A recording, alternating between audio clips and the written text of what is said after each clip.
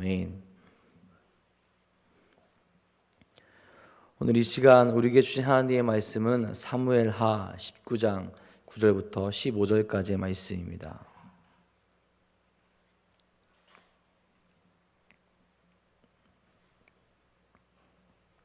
사무엘하 19장 9절부터 15절까지의 말씀입니다. 오늘 우리에게 주신 하나님의 말씀 다 같이 한 목소리로 받들어 읽도록 하겠습니다.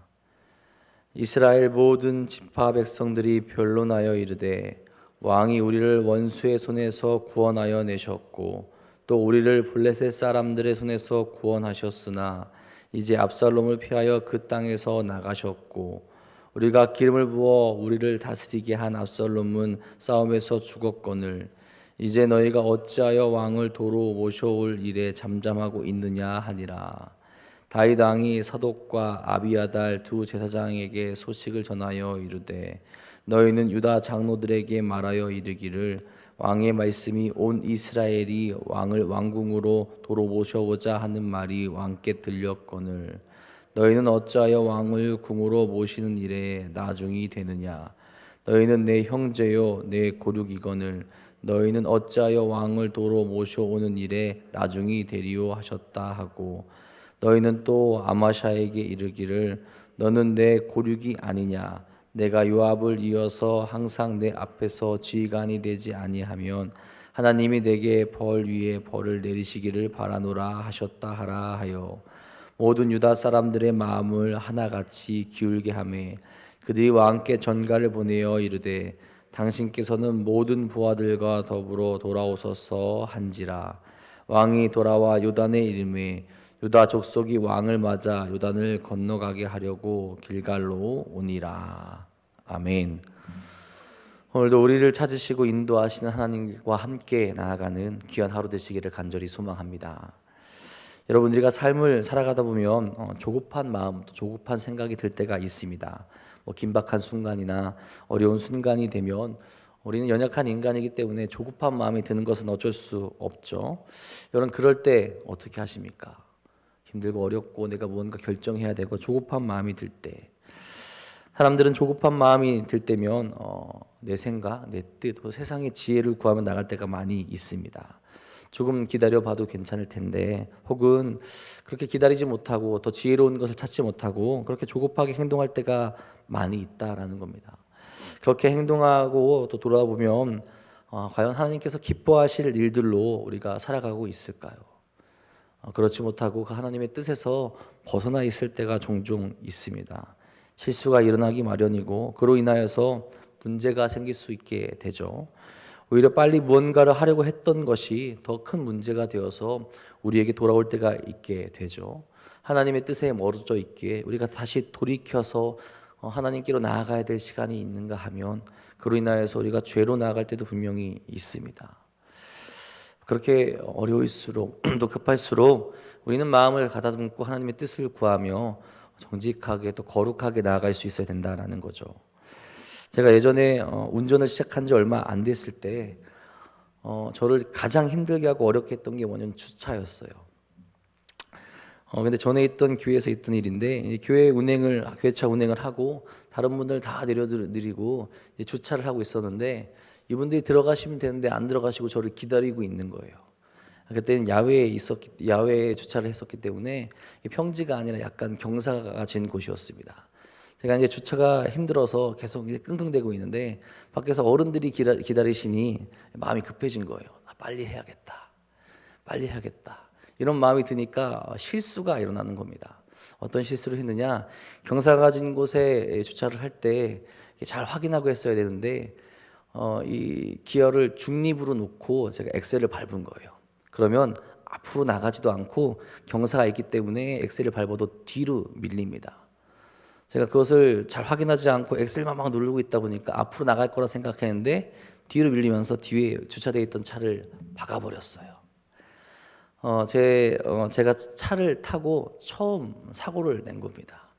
너무너무 급하니까 이걸 어떻게 해야 될지도 모르겠고 마음이 급하다 보니까 주차를 그렇게 하다 보니까 이제 사고를 내게 된 거죠. 조금 더 여유 있게, 조금 더 급하지 않게 하나하나 확인하면서 했다면 일어나지 않았을 사고인데 조급한 마음이 그런 사고를 이끌어왔다라는 겁니다. 여러분, 우리는 이렇게 세상을 살면서 조급한 순간들이 많이 있을 수밖에 없어요. 그건 믿음의 삶에도 마찬가지입니다. 우리의 삶과 믿음은 떼어놓을 수 없기 때문에 그래요. 그런 순간 우리는 너무 조급하게 선택하고 있지는 않습니까? 하나님의 뜻을 구하며 하나님의 말씀을 구하며 우리가 나아가야 될 방향을 항상 확인하며 거룩한 길로 나아가야 되는데, 이 조급함이 하나님의 길로 나가는 그 모습을 우리로 하여금 방해하고 있을 때가 있다는 겁니다. 조급함을 내려놓고 조금 더 하나님께로 나아갈 수 있기를 간절히 바랍니다. 결국 우리를 승리의 길로 인도하시고 또 은혜의 길로 인도하시고 우리가 가야 될 가장 좋은 길을 인도하시는 분이 바로 하나님이시기에, 그 하나님을 신뢰하시며 우리의 삶을 그분에게 드리며 나가시는 사랑하는 성도님들 되시기를 간절히 소망합니다. 오늘 말씀은 압살롬의 죽음 이후에 다윗이 예루살렘 성으로 돌아가는 것을 기록하고 있습니다. 여러분, 이스라엘 백성도 그렇고 다윗을 왕으로 추대했던 유다 백성들도 그렇고 다윗도 그렇고 오늘 말씀을 보면 마음을 제대로 정하지 못하고 우왕좌왕하는 모습을 보이게 되죠. 어떻게 보면 그들이 행해야 될 것은 명확합니다. 자신들이 무엇을 잘못했는지, 누구에게 그 마음을 돌이켜야 되는지, 우리가 그럼 어떻게 해야 되는지 가장 먼저 회복해야 할 모습이 분명히 있음에도 불구하고 그것을 명확하게 깨닫지 못하고 걱정하고 근심하며 조급해하는 모습이 나타나게 되죠. 그들이 돌이켜야 될 모습은 무엇입니까? 하나님의 통치, 하나님의 주권, 하나님의 뜻을 구하는 것이었어요. 이스라엘 백성들은 하나님께서 세우신 그 왕을 버렸었고 자신들이 원하는 왕을 세웠었죠. 그렇다면 그 왕이 죽었다면 자신들의 삶을 돌이켜보며 다시 하나님의 주권을 인정하며 하나님께 나아갈 수 있었어야 됐습니다. 다윗 또한 마찬가지죠. 그 삶에 있어서 하나님께 항상 여쭙고 하나님께 나아갈 수 있어야 되는데 오늘 모습에서는 그 모습이 잘 드러나지 않는다라는 거예요. 오늘 우리가 읽은 말씀 9절 10절에 이렇게 나오죠. 이스라엘 모든 지파 백성들이 변론하여 이르되 왕이 우리의 원수의 손에서 구원하여 내셨고 또 우리를 블레셋 사람들의 손에서 구원하셨으나 이제 압살롬을 피하여 그 땅에서 나가셨고 우리가 기름을 부어 우리를 다스리게 한 압살롬은 싸움에서 죽었거늘 이제 너희가 어찌하여 왕을 도로 모셔올 일에 잠잠하고 있느냐 하니라.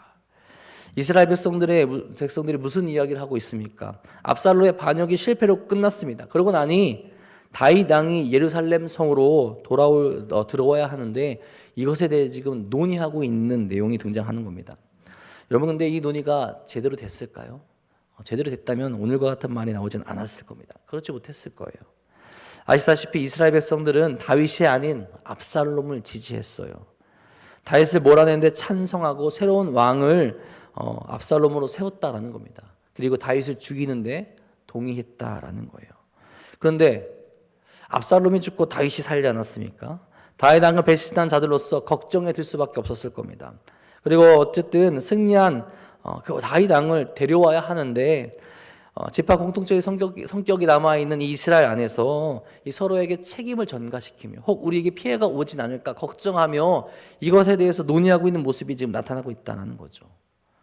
압살롬의 반역에 가담했기에 만약 다윗이 돌아오게 된다면 그들에게 철저한 불이익이 떨어질 것이라고 그렇게 생각했기 때문에 그들은 다윗이 들어오는 것에 대해서 부담스럽게 생각하고 꺼려했고 그리고 이 모습이 온전히 나타나지 않았다라는 겁니다.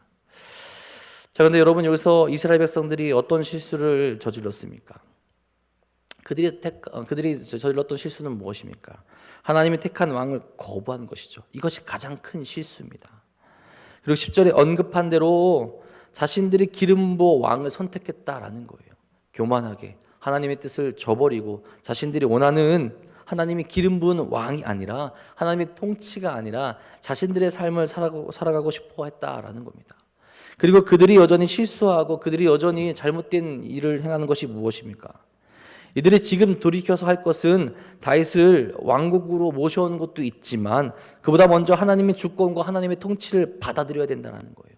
다른 것이 아니죠. 우리가 벗어났던 모습, 우리가 교만했던 모습을 내려놓고 이렇게 혼란스럽고 어렵고 조급할 때 그들의 생각을 내리고 그들의 주장을 내려놓고 각 지파에 이익이 될 만한 것, 책임을 전가시키는 것이 아니라 하나님 앞에 회개하며 하나님께 여쭙고 하나님께 나아갈 수 있었어야 된다라는 겁니다. 하나님의 백성이라면 그 모습을 온전히 회복할 수 있었어야 된다라는 거죠. 그 두려움과 조급함이 당연히 해야 할 일을 하지 못하고 서로를 비난하며 책임을 전가하는 모습으로만 나타나고 있다라는 겁니다. 여러분, 우리에게도 이런 모습이 있지 않나 주의해야 합니다. 하나님의 뜻에서 멀어져 죄로 물들었는데 여전히 하나님과의 관계를 회복하고 내 뜻 회복하지 못하고 하나님의 뜻에서 멀어져 있고 죄 가운데 머물러 있을 수 있다라는 거죠. 죄 가운데 머물러 있으면서 내가 회개하는 것이 아니라 핑계를 댈 때가 있다는 거죠. 책임을 전가시키려고 한다는 겁니다. 내가 죄를 지었는데 이 죄가 어디로부터 왔는지 찾으려 한다라는 거예요. 과연 나에게 어떤 모습이 있는지 책임을 전가하는 모습이 아니라 내가 깨닫고 나아갈 될 모습으로 하나님께로 나아갈 수 있기를 간절히 바랍니다. 여러분 한번 생각해 보세요. 만약에 그 자리에 사무엘이 있었다면 어떻게 했을까요? 사무엘이 있었다면 어떻게 했을까? 아마 그 자리에서 바로 하나님께 회개하게 했을 겁니다. 그 백성을 하나님께 나아가게 했을 거예요. 다른 것을 재지 않고 기도하며 회개하며 하나님께 돌아가게 만들었을 거라고 합니다. 왜? 그 백성은 하나님을 위한 백성이기에, 그 백성은 하나님과 함께 해야 되는 백성이기에, 하나님과 함께 하지 않으면 그 백성에게 남아있는 것은 아무것도 없기에 만약 사무엘이 있었다면 바로 하나님께 돌이키게 했을 거라는 겁니다. 그런데 지금 이스라엘 백성들에게는 그런 지혜와 마음이 남아있지 않았다라는 거죠. 그럼 이제 시점은 다윗에게도 돌아갑니다. 여러분 오늘 말씀에서 다윗도 조급한 모습을 보이죠. 이스라엘 백성들 전체를 통솔하고 하나로 만들어야 하는 과제가 이제 다윗에게 남겨져 있습니다. 반란이 진압됐어요. 반란을 정리하고 이 문제를 어떻게 처리할 것인지를 고민해야 돼요. 그런데 그가 먼저 생각한 것이 무엇입니까? 왜 자신을 예루살렘 성으로 모시지 않냐라는 것이었어요. 11절에 이렇게 말합니다. 다윗이 사독과 아비아달 두 대장에게 소식을 전하여 이르되 너희는 유다 장로들에게 말하여 이르기를 왕의 말씀이 온 이스라엘이 왕을 왕궁으로 도로 모셔오자 하는 말이 왕께 들렸거늘 너희는 어찌하여 왕을 궁으로 모시고는 일에 나중이 되느냐. 무슨 말입니까? 전쟁도 끝났는데 왜 왕을 다시 왕궁으로 모시는 일에 진행이 안 되냐라는 거예요. 그래서 또 언급한 것이 그거죠. 온 이스라엘이 왕을 궁으로 모셔오자고 이야기하는데 왜 너희는 가만히 있냐라는 거예요. 여러분 이것도 정확한 표현은 아니죠. 이스라엘 안에서 지금 서로 책임을 전가시키고 있고 왕을 모셔오냐 모셔오지 않느냐라고 그렇게 이야기가 나왔을 거예요. 다윗은 참 이렇게 말합니다. 온 이스라엘 백성들은 데려오자고 하는데 왜 너희는 가만히 있느냐. 그러면서 언급하는 것이 무엇입니까? 혈연과 인맥을 이야기하죠. 유다 사람들에게 호속해 합니다. 사독과 아비아달 두 제사장에게 말하여 유다 자손들에게 전하라고 그렇게 이야기하죠. 사독과 아비아달 이 제사장들에게 말했다면 하나님께 묻고 예배하고 기도하는 것이 아니라 이 유다 장로들에게 말하라고 지금 다윗이 이야기하고 있다는 거예요. 그 내용이 이렇습니다. 12절 13절입니다. 너희는 내 형제요 내 고륙이거늘 너희는 어찌하여 왕을 도로 모셔오는 일에 나중이 되리오 하셨다 하고 또 너희는 아마샤에게 이르기를 너는 내 고륙이 아니냐 내가 요압을 이어서 항상 내 앞에서 지휘관이 되지 아니하면 하나님이 내게 벌 위에 벌 내리시기를 바라노라 하셨다 하라. 너희는 내 형제고 고륙인데 왜 나를 데려오지 않느냐라는 거예요. 또한 아마샤에게 말해서 내 고륙인 너를 지휘관으로 하게 만들 테니 이 일을 처리하라고 그렇게 이야기하는 거죠. 인맥을 이용하고 혈육을 이용하고 고륙이라는 것을 이용해서 지금 전하고 있습니다. 지금 다윗이 이야기하는 것은 어떻게 보면 유다 백성들의 잘못을 덮어준다는 거죠. 다윗을 왕으로 모셨던 유다 백성들도 그를 배신하고 압살롬을 섬겼습니다. 그러나 다윗은 한 형제고 고륙이니 이전 것은 잊어주겠다라는 거예요. 아마샤도 군대 사령관으로 삼고 같이 나아가겠다라고 말하는 것입니다. 그러니 자신을 다시 성으로 데려가라. 그 일에 앞장서서 일하라고 그렇게 지금 이야기하고 있는 거죠. 자, 그렇게 말하는 여러분들 유다 사람들의 마음이 어떻게 변합니까? 왕을 데려오게 하죠. 전가를 보내어서 왕을 올 수 있게끔 하겠다 하고 왕을 모시겠다 이야기합니다. 14절에 이렇게 이야기하죠. 모든 유다 사람들이 마음을 하나같이 기울게 하매 그들이 왕께 전가를 보내어 이르되 당신께서는 모든 부하들과 더불어 돌아오소서 한지라. 그동안 고민하고 있었던 것을 떨쳐버리고 모든 부하들과 함께 돌아오라는 답변을 하게 됩니다. 그리고 유다 족속들이 왕을 맞이하러 길갈로 나아갔다라고 오늘 말씀에서 그렇게 말하고 있죠. 당연한 일인 것 같지만 여러분 후에 이 부분에 의해서 문제가 발생하게 되죠. 다윗에게 반역한 것은 유다 백성들뿐만 아니라 모든 이스라엘에게서 동시에 일어났던 일입니다. 그런 그들도 다윗이 오는 것을 불안해하며 결정을 제대로 내리지 못하고 있었던 실정이었어요. 모두 하나 되지 못하고 뿔뿔이 흩어져 있던 자신들의 모습, 그리고 그 살 길을 마련하는 모습이 이스라엘에 있었습니다. 그런데 다윗은 그들의 마음을 온전히 헤아리지 못하고 급한 마음에 자신의 편이 온전히 되어줄 사람들에게, 그 유다 족속들에게 이야기해서 자신을 도우라고 그렇게 이야기했다라는 거죠. 지금 당장은 왕궁으로 돌아오지만 후에 그 불만이 터져서 이 19장 후반에 보게 되면은 불만이 등장하는 것을 나오게 됩니다. 왜 우리가 상의하지 않고 유다 족속 너희만 왕을 모셔오는데 그 일을 앞장서서 행했느냐라고 그렇게 불만이 터져 나오게 되죠. 여러분, 다윗이 어떻게 했어야 됩니까? 물론 그의 입장에선 조급할 수 있었어요. 전쟁도 끝났고 자신의 아들 압살롬은 죽었는데 이제 원래 자리에 돌아가서 이스라엘을 하나로 묶고 이스라엘 다스려야 된다는 그 조급함이 그 안에 있었을 겁니다. 하지만 그가 그런 조급함 속에서 가장 먼저 가장 먼저 여쭤야 될 분은 유다 백성들이 아니라 하나님이었다는 거죠. 하나님의 뜻을 구하고 하나님의 말씀을 구하고 하나님께 나아가고 어떻게 해야 되는지 하나님의 때를 구하며 나아갈 수 있었어야 된다는 겁니다. 그가 하나님의 뜻대로 하나님의 말씀대로 순종하지 못했기에 애초에 그가 그렇게 했기에 이런 수모를 겪고 있는 건 아니겠습니까? 그러면 그가 행동했었거든 보여야 될 모습은 그가 돌아가야 될 그 모습, 회복해야 될 모습을 회복하며 하나님께 나아갈 수 있었어야 된다는 거예요. 왜 이 반란이 일어났고 내가 왜 이런 수모를 겪고 있고 나의 이 삶이 어려워졌는지 그것을 깨달았다면 다시 하나님께로 나아갈 수 있는 모습이 그에게 있었어야 된다는 거죠. 다윗은 여러분 헤브론에서 왕으로 기름 부음을 받고 7년 6개월을 그곳에서 있었습니다. 오랜 시간이 지났지만 하나님의 때를 기다리며 온 이스라엘을 다스릴 그 때를 기다리고 있었어요. 그런 모습이 그에게 있었습니다. 그리고 순차적으로 모든 이스라엘을 온전히 하나님의 뜻대로 다스리며 하나님께서 더욱더 강성하게 하셔서 온전한 이스라엘의 지배자가 되었죠. 그렇게 기다리고 순종했던 다윗의 모습이 지금은 보이지 않는다라는 겁니다. 하나님의 뜻과 인도하심이 아닌 자신의 생각과 혈육을 챙기며 정치적인 모습을 보이고 있다는 거예요. 지금 당장은 문제 없어 보이고 자신이 원하는 대로 이루어지는 것 같지만 결코 제대로 된 행동이 아니었다라는 겁니다. 여러분, 때론 내 생각대로 해서 잘 될 때가 있어요. 그렇죠? 내 뜻대로 해서, 세상의 방법대로 해서 잘 될 때가 분명히 있습니다. 그런데 여러분, 그럴 때도 반드시 조심해야 돼요. 그것이 화살이 되어서 우리를 괴롭게 하고 고민케 하고 또한 죄로 나아가게 할 때가 분명히 있기 때문에 그렇습니다.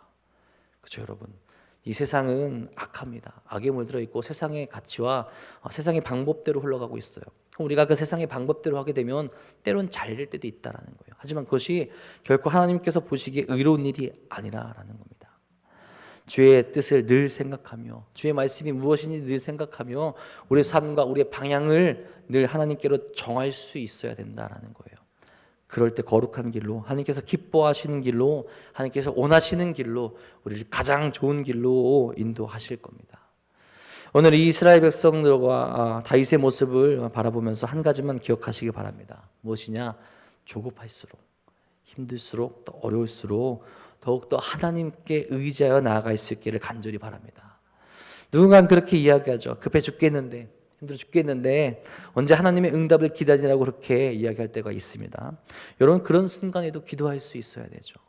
그렇죠? 더 급할수록, 더 어려울수록 우리는 더 하나님의 뜻을 구할 수 있어야 됩니다. 그 길이 느린 것 같지만 가장 빠른 길이 되고요. 돌아가는 것 같지만 우리에게 지름길을 주시고 힘들고 고통스러운 길이지만 우리에게 내려주시는 가장 좋은 길이 하나님께 있기 때문입니다.